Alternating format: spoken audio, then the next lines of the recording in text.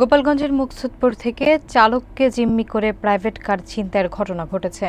গাড়ির মালিক ইতোমধ্যে থানায় লিখিত অভিযোগ করেছেন। গত ৩০ নভেম্বর রাতে অজ্ঞাত পরিচয় ব্যক্তিরা গাড়িটি ভাড়া নিয়ে অস্ত্রের মুখে চালককে জিম্মি করে গাড়িটি ছিনতাই করে নিয়ে যায়। পরে টাঙ্গাইলে আহত অবস্থায় ফেলে রাখা হয় চালককে। ওয়াসিম মিয়ার প্রতিবেদনে থাকছে বিস্তারিত। গোপালগঞ্জের মুকসুদপুর উপজেলায় প্রাইভেট কার ছিনতাইয়ের ঘটনায় মুকসুদপুর থানায় লিখিত অভিযোগ করেছেন গাড়ির মালিক মোহাম্মদ মিঠুন মিয়া।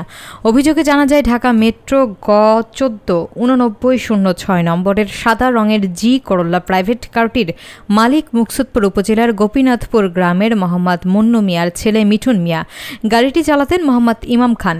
গত ৩০ নভেম্বর রাত ৮টার দিকে একজন অজ্ঞাত ব্যক্তি তাকে ফোন করে গাড়িটি ভাড়া নেওয়ার কথা বলেন।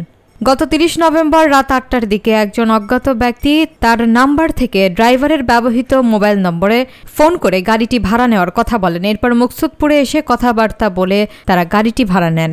ভাড়াটিয়া লোকসহ চালক যখন গাড়ি নিয়ে উপজেলার দক্ষিণ চণ্ডীবর্দী ব্রিজের ওপর ওঠেন, তখন অজ্ঞাত পরিচয় ছিনতাইকারীরা অস্ত্রের মুখে ড্রাইভারের ইমামকে জিম্মি করে গাড়িটি ছিনতাই করে।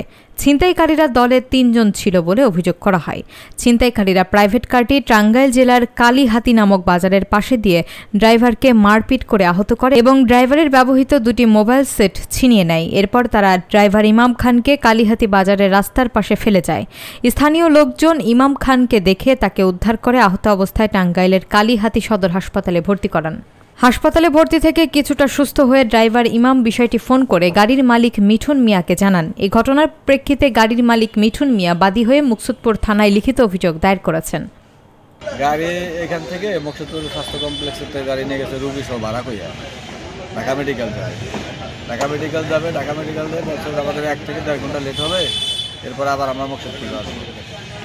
তারপরে মুকসুদপুরে আসবে, কথা বলার পরে গাড়ি ভাড়া নিচ্ছে আমার কাছ থেকে নিয়ে যাওয়ার পরে তারা ঢাকা মেডিকেল চলে গেছে।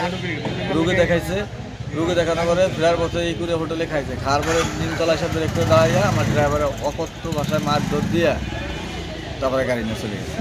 আমার ড্রাইভার নিয়ে নামাইছে হলো আপনার কালীহাটি, টাঙ্গাইল কালীহাটি নিয়ে ফেলাইয়া ওখান থেকে গাড়ি ওর কাছ থেকে নিয়ে চলে গেছে। এর আগে মার তো অপরিবহন করা।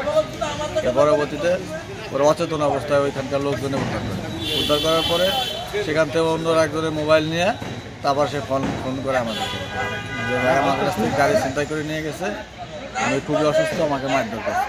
তারপরে আমরা জানতে পারি, জানার পরে তারপরে আমরা এর জন্য চেষ্টা চালাতেছি, থানায় গেছি, কমপ্লেন করছি।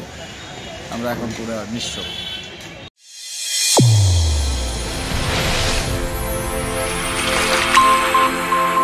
চ্যানেল A1 হৃদয়ের স্পন্দন।